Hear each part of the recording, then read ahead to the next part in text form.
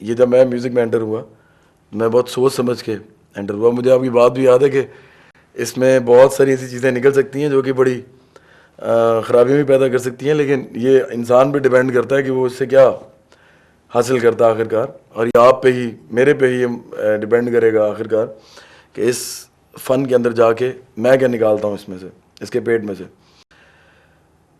میں نے اپنا پہلا گانا جو گایا تھا وہ تھا اللہ میرے دل کے اندر, اور اپنا سولو کریئر جب سٹارٹ کیا اللہ تعالیٰ کے نام سے, اور جان کے یہ کیا کیونکہ بہت سے لوگ کہتے تھے کہ آپ بھنگڑا کیوں نہیں کر لیتے سٹارٹ میں ہی, یا کوئی لو سانگ کیوں نہیں کرتے. تو میری ایک اندر سے ایک خواہش تھی کہ میں اللہ تعالیٰ کے نام سے سٹارٹ کروں.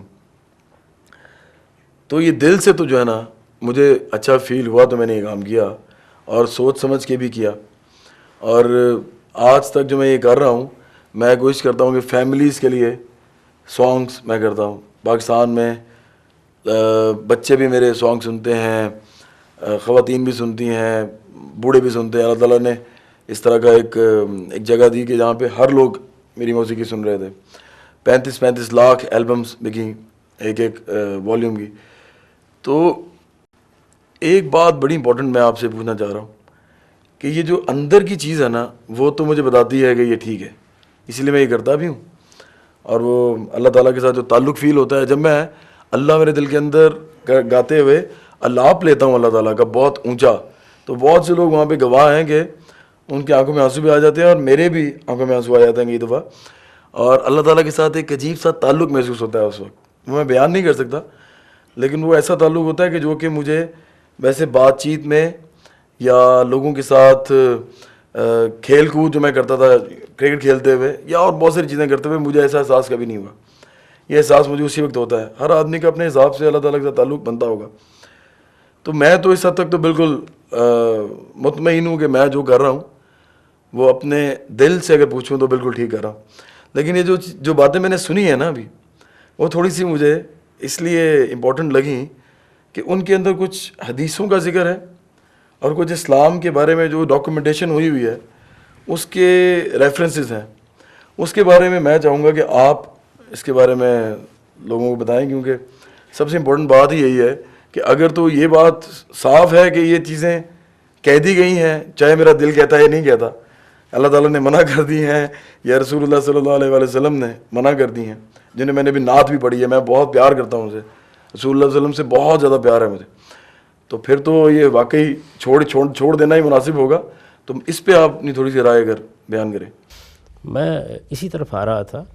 یہ ساری جو تمہید میں نے باندھی اور جس کی وجہ سے ذرا مفصل گفتگو کی, اس کی وجہ یہ تھی کہ اللہ تعالیٰ جب کسی چیز کے بارے میں بات کرتے ہیں تو پہلے یہ دیکھنا چاہیے کہ وہ کیوں بات کریں گے, یعنی اس کا سبب کیا ہے. تو دنیا میں خدا نے خود حسن پیدا کیا ہے, حسن کے اسباب پیدا کیے ہیں, اور پھر اس کا اپنی ذات سے بے پناہ اظہار کیا ہے. انسان کو اللہ تعالیٰ نے ان ساری چیزوں کا ایک احساس اور شعور بھی دیا ہے. تو یہ چیزیں اصلاً آپ نے دیکھا ہوگا یہاں جو دکھائے گئے کلپس, ان میں بار بار جو عام آدمی ہے وہ یہ کہہ رہا ہے کہ اس میں تو میری تخلیقی فعالیت کا اظہار ہوتا ہے, میں تو اللہ تعالیٰ کی شان اس میں دیکھتا ہوں. تو ایسی چیز ایک سوال پیدا ہوتا ہے نا کہ ممنوع کیوں قرار دے دی گئی, کیوں منع کر دی گئی, کیا سبب ہوا. تو میں یہ عرض کر رہا تھا کہ پہلے مذہب کا مقصد سمجھ لینا چاہیے, وہ تہذیب نفس ہے.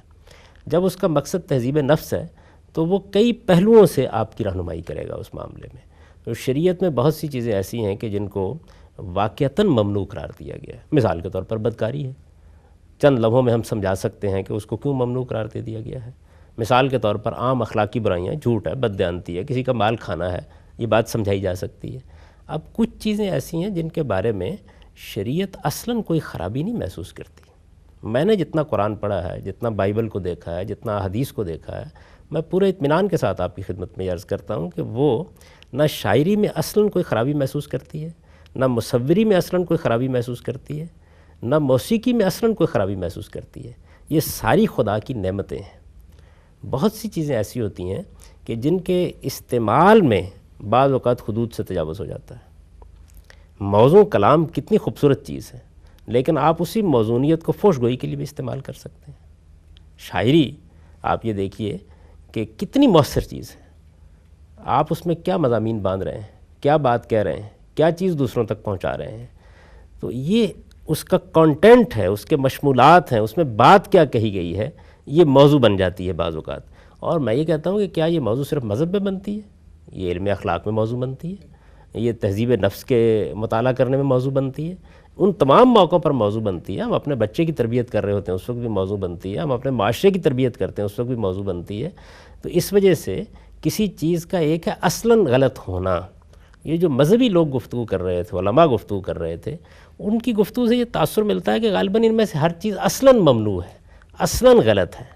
اگر یہ کوئی اصلاً ممنوع چیز ہوتی تو بائبل کو آپ دیکھیے، اس میں اس کو ممنوع قرار دیا گیا ہوتا، قرآن کو آپ دیکھیے، اس میں اس کو ممنوع قرار دیا گیا ہوتا، پوری بائبل کو آپ پڑھ لیجئے، اس میں تورات کو دیکھ لیجئے، اس میں زبور کو دیکھ لیجئے، اس میں انجیل کو دیکھ لیجئے، اس کے بعد قرآن مجید کا مطالعہ کیجئے، کسی جگہ آپ کو اشارتاً بھی ایسی کوئی چیز نہیں ملے گی۔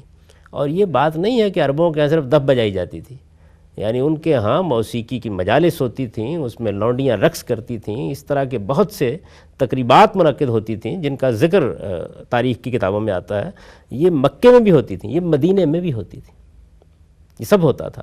اس سب کچھ کے باوجود آپ یہ دیکھتے ہیں کہ اگر یہ کوئی اصلاً خراب چیز تھی، اصلاً ممنوع چیز تھی، تو اس کو قرآن کو موضوع بنا لینا چاہیے تھا، بائبل کو موضوع بنا لینا چاہیے تھا۔ اصلاً ان میں سے کوئی چیز ممنوع نہیں ہے۔